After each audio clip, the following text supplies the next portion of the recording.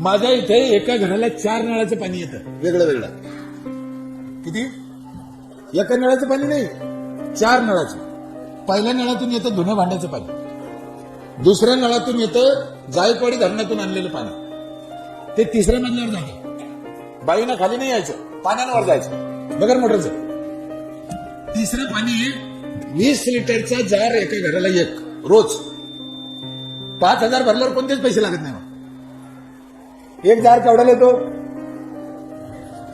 20 धरा, 20 धरा ना, 600 रुपये महिना, वर्षाचे झाले 7,200. मी घेतले किती? कळू राहिलं नाही हिशोब.